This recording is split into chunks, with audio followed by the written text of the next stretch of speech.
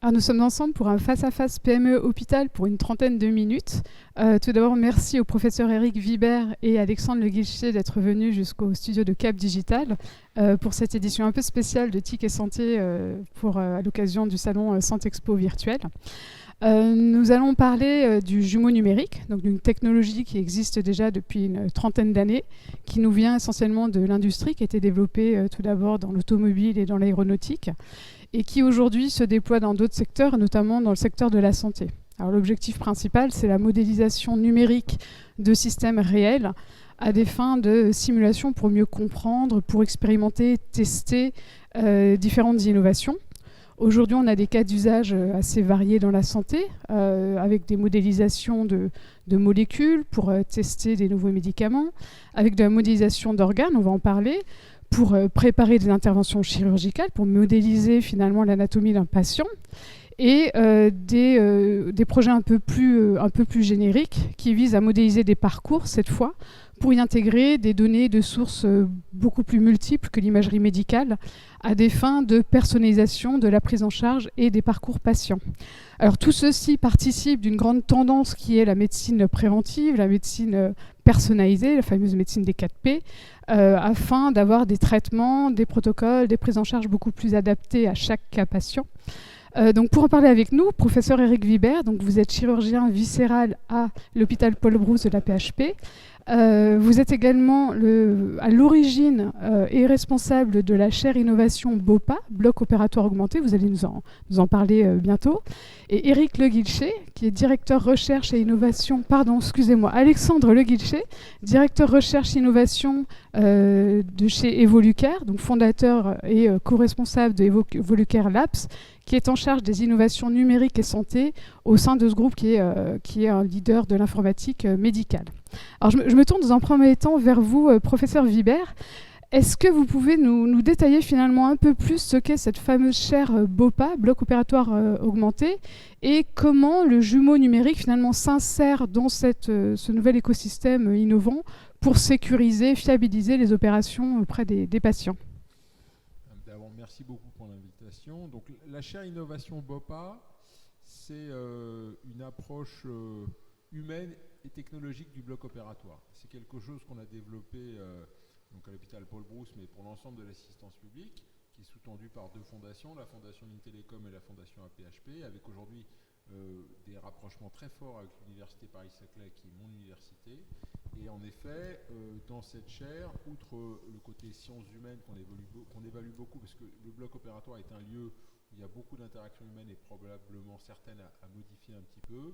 Et dans le domaine technologique, il y a différents blocs, et en effet, il y a un bloc très fort qu'on développe en particulier avec l'INRIA, puisque je travaille avec l'INRIA depuis 2012, en particulier avec une dame qui s'appelle Irène Vignon-Clémentel, qui fait de la modélisation hémodynamique, et quelqu'un qui s'appelle Stéphane Cotin, qui fait de la modélisation anatomique.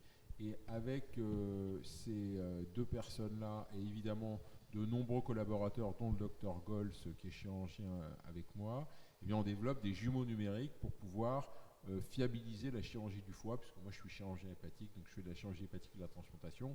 Donc les jumeaux numériques qu'on développe sont des jumeaux qui sont des jumeaux anatomiques. Il se trouve que la chirurgie du foie, c'est une chirurgie qui est relativement compliquée, avec des métastases par exemple qui disparaissent sous l'effet d'une chimiothérapie, avec la nécessité d'enlever des choses qui sont de la taille d'une tête d'épingle dans un organe plein, qui a une anatomie qui est singulière et spécifique des malades. Donc l'idée, c'est de fabriquer en effet des organes qui se déforment comme les organes réels, de manière à pouvoir prédire les conséquences à la fois anatomiques et fonctionnelles de la chirurgie du foie pour éviter la mortalité des malades et choisir, si besoin, des alternatives thérapeutiques. Donc c'est vraiment des applications très chirurgicales du jumeau numérique, mais ça se prête assez bien au foie qui est un organe complexe. Et alors, à quel moment, finalement, de l'intervention, vous utilisez ces jumeaux avant l'intervention elle-même, pendant l'opération elle-même, et à quel stade de maturité vous en êtes aujourd'hui?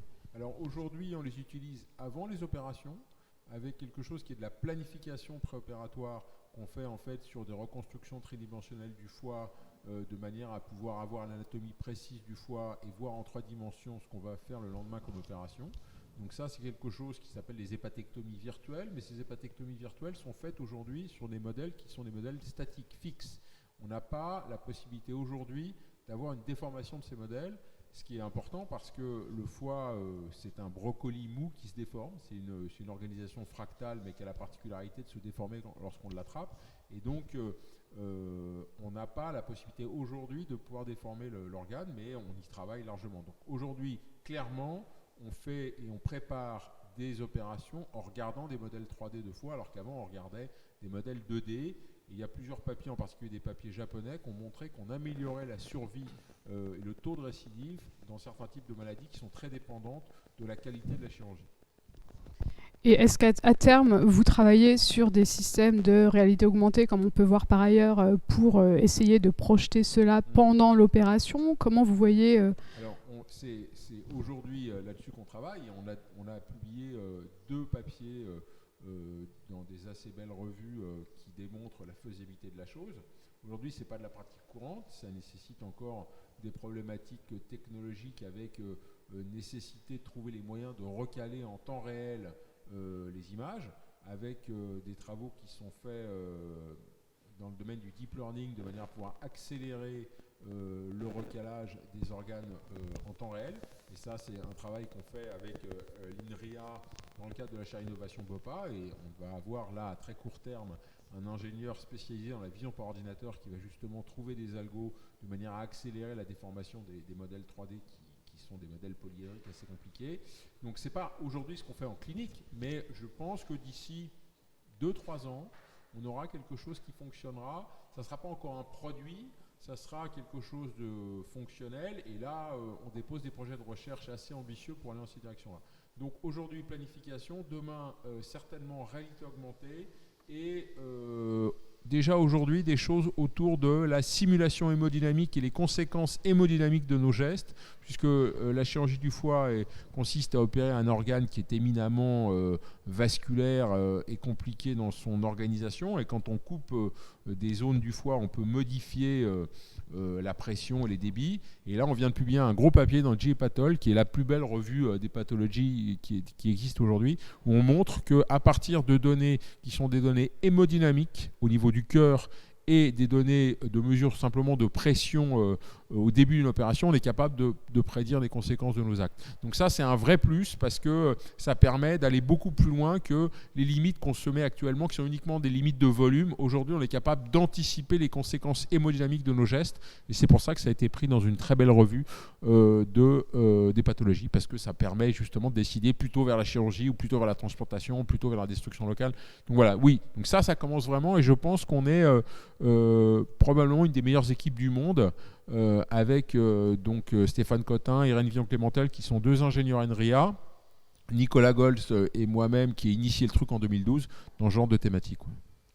Et on a parlé de la modélisation, de la simulation, on a parlé de la réalité augmentée. Si on va sur le champ de l'impression 3D, qui peut être un complément à la préparation, à finalement l'environnement, où en est-on aujourd'hui de l'impression d'organes, alors avec des textures très spécifiques à chaque organe, y compris à chaque patient en termes d'élasticité, en termes...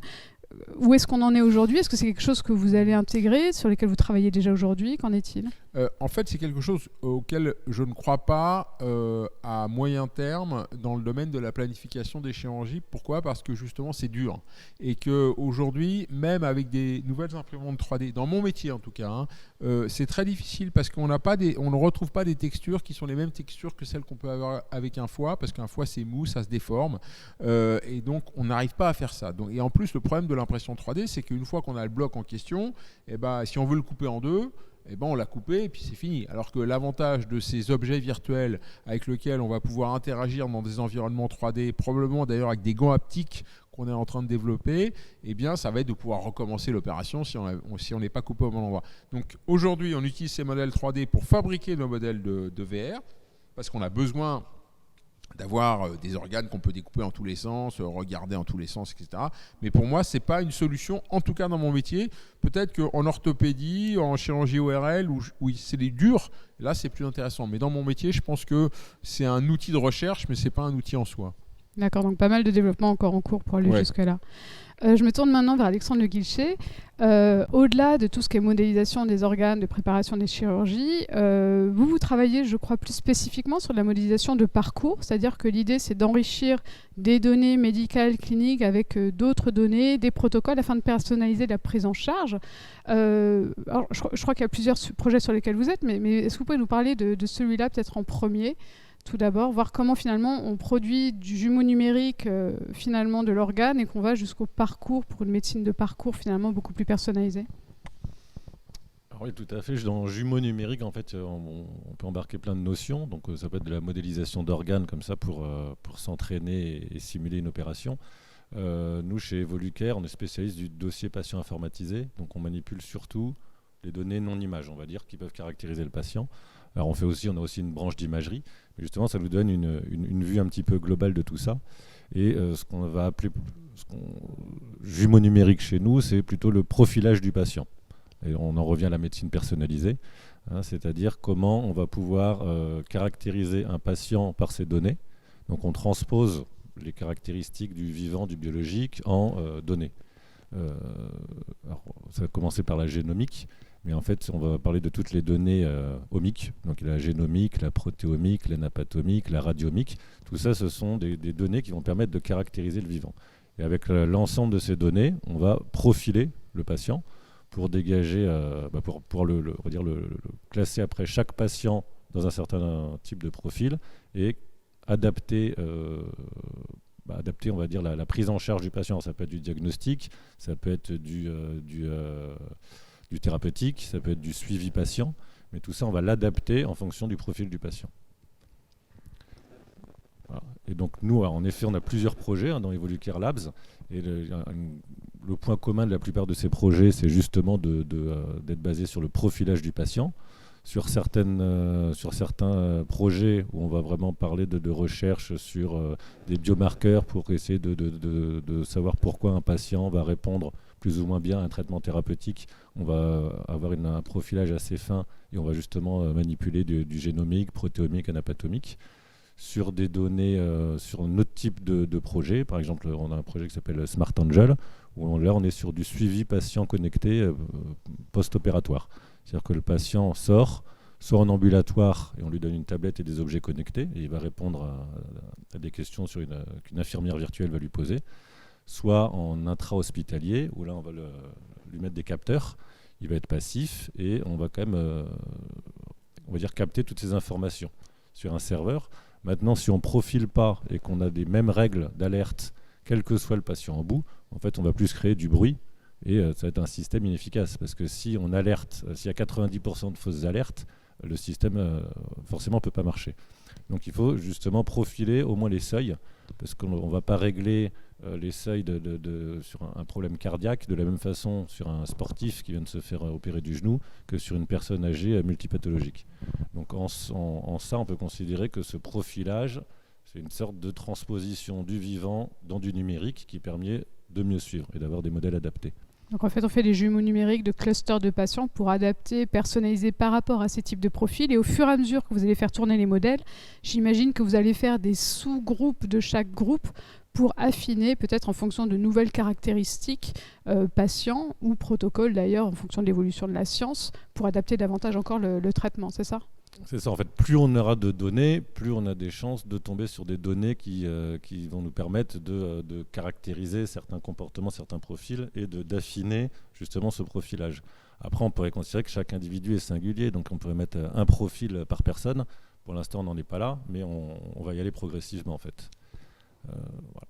Et alors après, on a un autre projet où on peut parler aussi de profilage et de jumeaux numériques, c'est sur l'œil.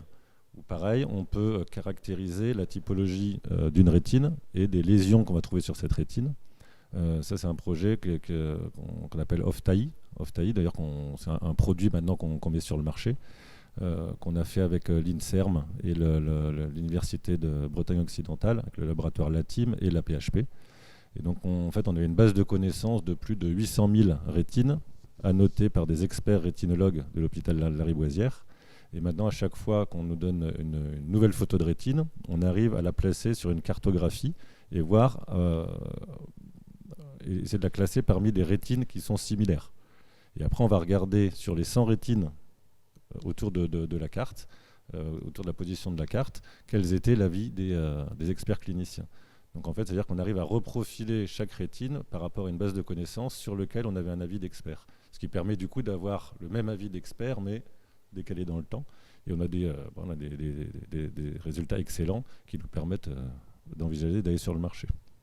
Alors, je vais être très provocateur, là je vais dire, dans un certain sens, finalement, cette imagerie annotée, c'est une sorte de jumeau numérique du soignant, en tout cas une modélisation de la connaissance pour essayer de l'appliquer, pour aider aujourd'hui à augmenter le médecin. Finalement, jusqu'où vous pensez que ce type de solution peut aller dans le prédictif, voire dans le prescriptif aujourd'hui, dans l'analyse, le diagnostic, la prescription d'un traitement de manière automatique? Où est-ce que ça en est? On a vu ça dans la rétinopathie diabétique, je crois, notamment aux États-Unis. Alors nous, justement, Oftai, là, c'est ce qu'on met sur le marché, c'est une solution qui permet de dépister donc, les risques de rétinopathie diabétique, mais on peut déjà, avec la technologie, connaître le niveau de sévérité de la maladie et donc la conduite à tenir. Donc déjà, c'est plus un constat. On peut donner aussi une information au patient, c'est quel est ce qu'on va lui suggérer comme attitude. Est-ce qu'il faut aller voir un ophtalmologue en urgence si on a une rétinopathie par exemple, proliférative, ou si on peut aller le voir tranquillement dans 3 à 6 mois. Donc ça déjà, ça donne un petit côté prédictif. Et après, on travaille plus particulièrement, par exemple, sur un projet RHU là, auquel on participe, Evired, qui s'appelle. Et là, on va justement utiliser de l'imagerie et de la donnée non-image pour essayer justement d'avoir le maximum d'informations sur chaque patient. Alors, ce ne sera pas un rétinographe qui se veut le moins cher possible pour pouvoir faire du dépistage massif de population. Au contraire, là, on a pris les meilleures machines. Donc, on prend des photos grand champ et des OCT angio. Donc on n'est pas du tout sur la même approche. Mais là, l'objectif, c'est de suivre une cohorte de 5000 diabétiques pendant 5 ans, qui vont du coup venir plusieurs fois. Donc on va faire des images dans le temps. Donc on va avoir une caractéristique de ce jumeau numérique, tel qu'on le décrit avec ces données-là, à plusieurs intervalles dans le temps. Et l'objectif, c'est de voir si à partir de la première image, on peut prédire où on en sera dans 5 ans. Et du coup, adapter la thérapeutie. Donc en fait, on est sur du prédictif, voire du prescriptif. Alors, un médecin, quand il voit un patient, donc il ne voit pas juste un organe, il ne voit pas juste une pathologie, il voit un patient dans son environnement. Dans tout ce que vous décrivez en termes de parcours, finalement, pour aller de plus en plus vers un diagnostic, finalement, quelles sont les données que vous allez peut-être ajouter au fur et à mesure pour mieux caractériser? C'est-à-dire, est-ce que l'idée, c'est de rajouter des données environnementales? Vous parlez d'un sportif, on ne va pas le traiter de la même manière qu'une personne âgée qui est très sédentaire. Est-ce que l'idée, c'est d'intégrer potentiellement plus tard des données d'activité physique, de nutrition, d'environnement, d'allergènes, ce genre de choses, pour aller plus loin dans la clusterisation de vos patients? Un patient sportif dans une zone extrêmement polluée ne sera peut-être pas traité de la même manière qu'un patient dans une zone qui n'est pas du tout grand air à la montagne, en termes de taux d'oxygène, etc. Est-ce que ça, c'est des choses qui sont trop complexes, qui sont dans les tuyaux, ou où ça en est aujourd'hui? Alors, je dirais plus on a de données, plus normalement on peut trouver des choses dans les données.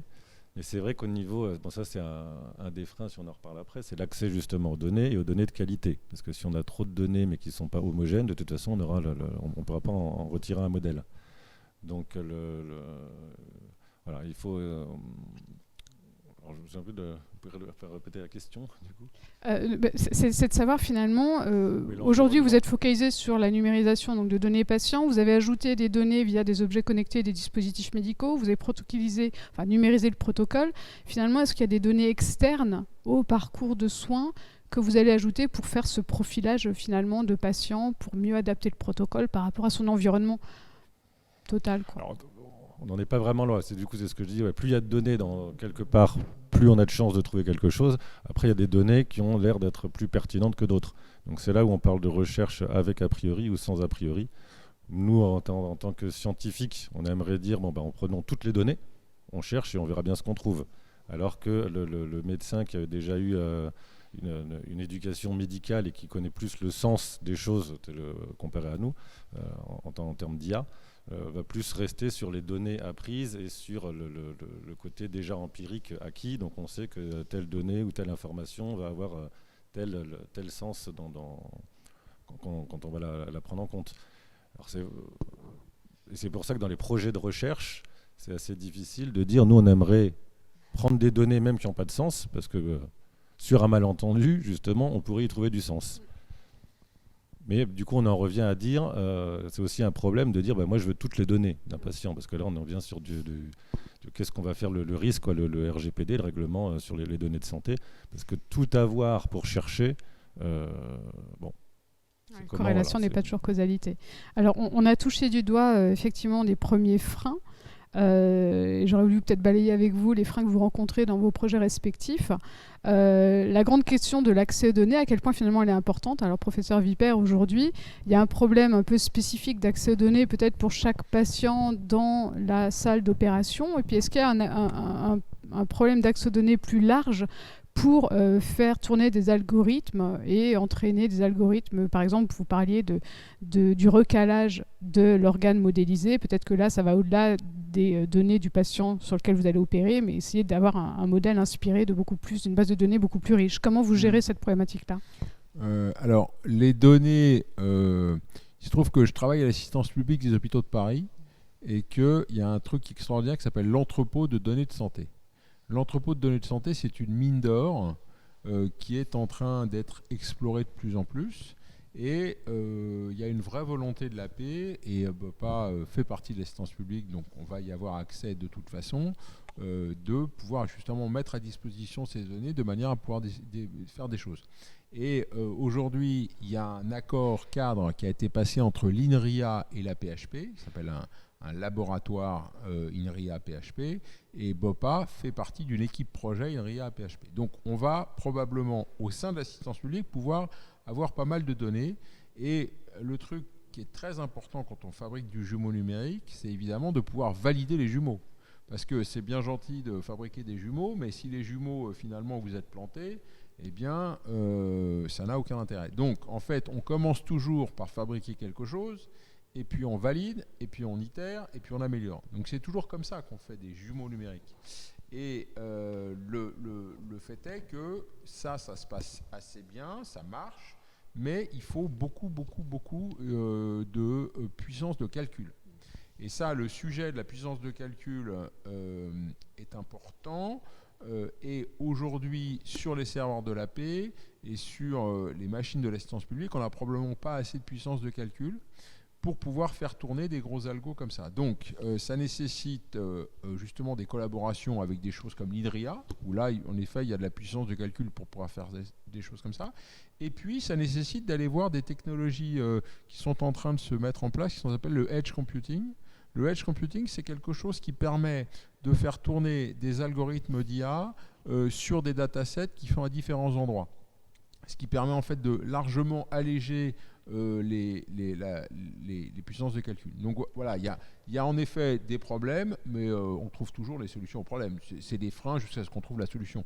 Voilà, donc oui, il y a des freins, et le problème, c'est finalement beaucoup plus un problème de volonté, plus qu'un problème technologique. Si on a envie de la faire, on peut le faire, mais après, il faut mettre l'argent pour, et puis il faut mettre les ordinateurs qui vont avec, mais on peut le faire.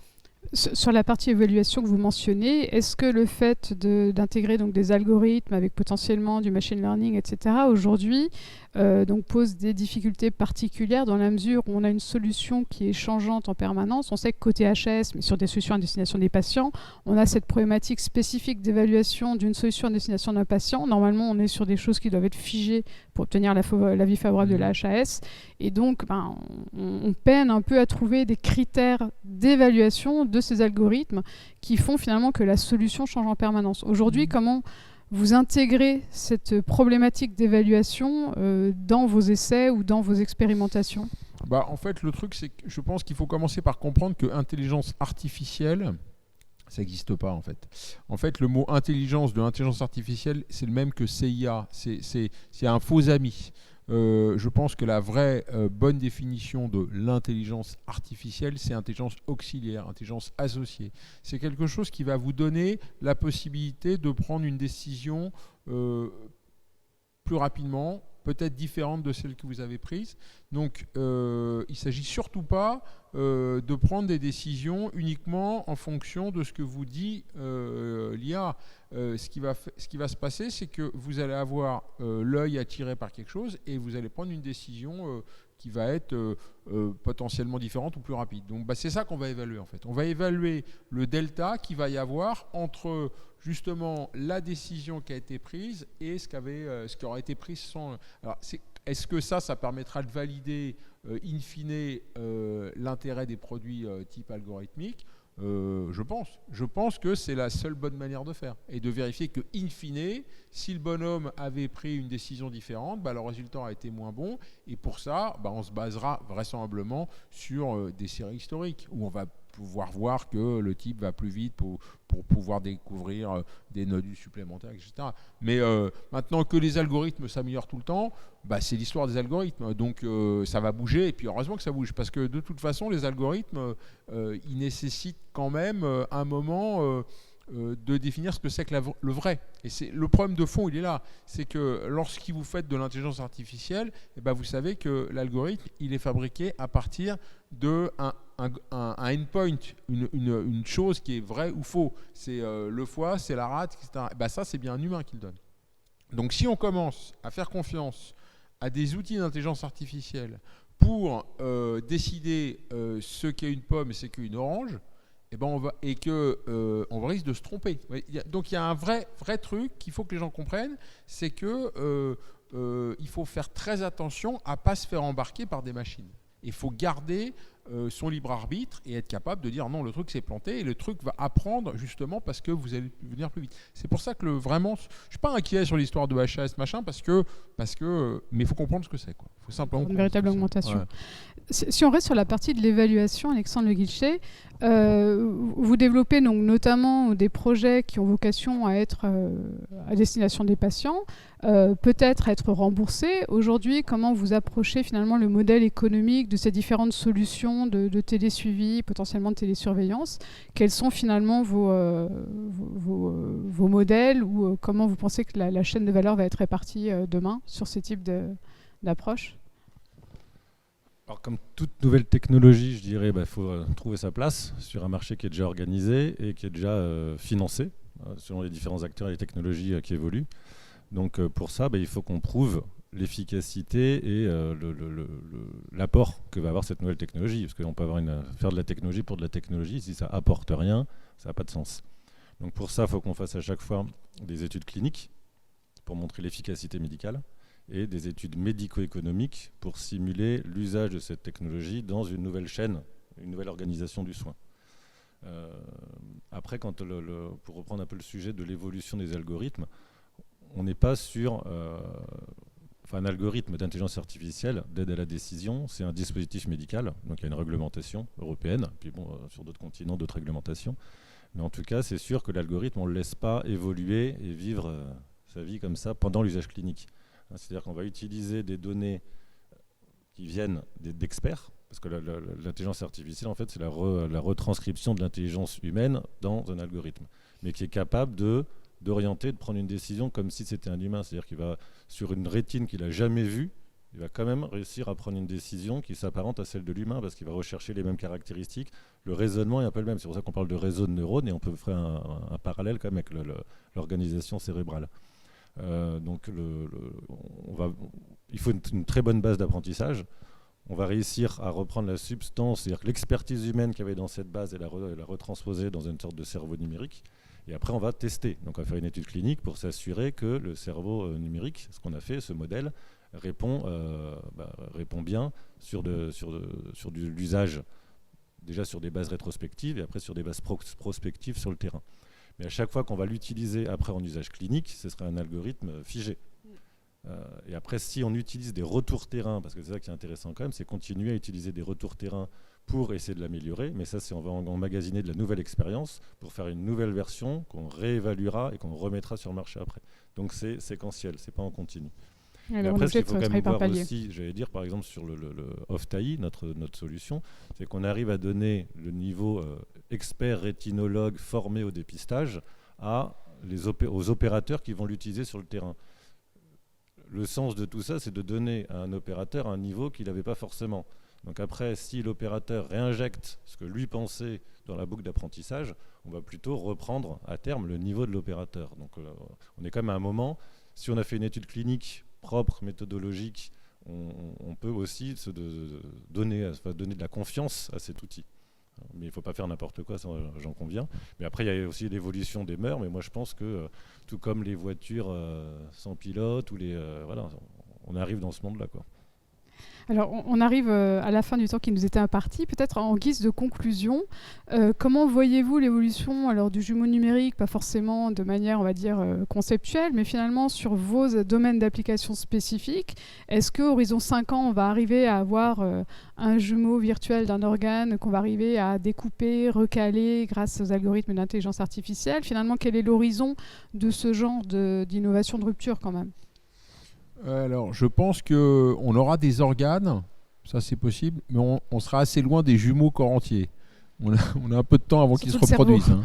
Donc voilà. Donc oui, on va reconstruire des organes. Oui, on va pouvoir simuler des choses à l'échelle macro et microscopique, et ça va permettre de résoudre des problèmes.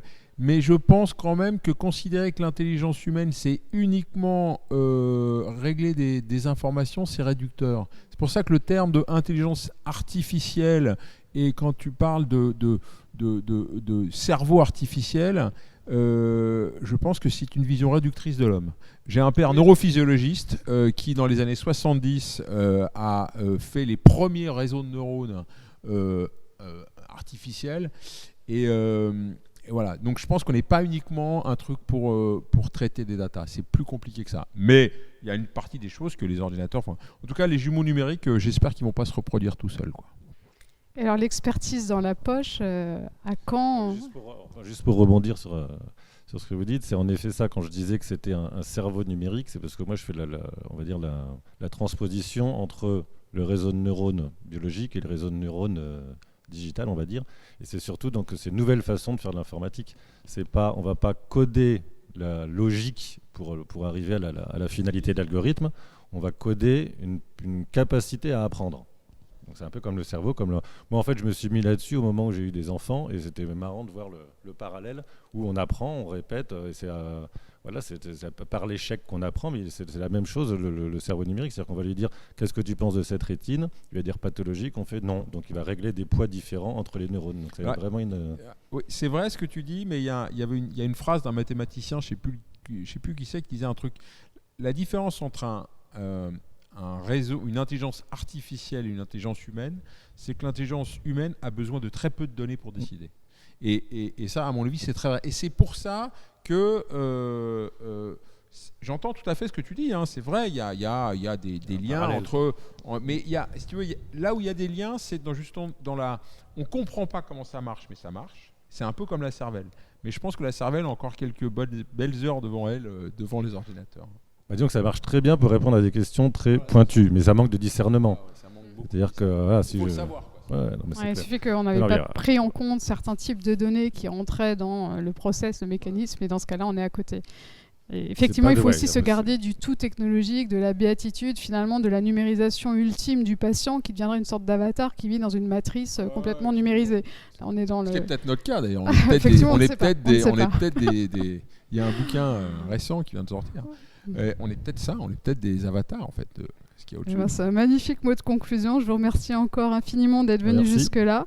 Et bon courage dans la suite de vos projets. Merci encore. Merci à vous. Merci.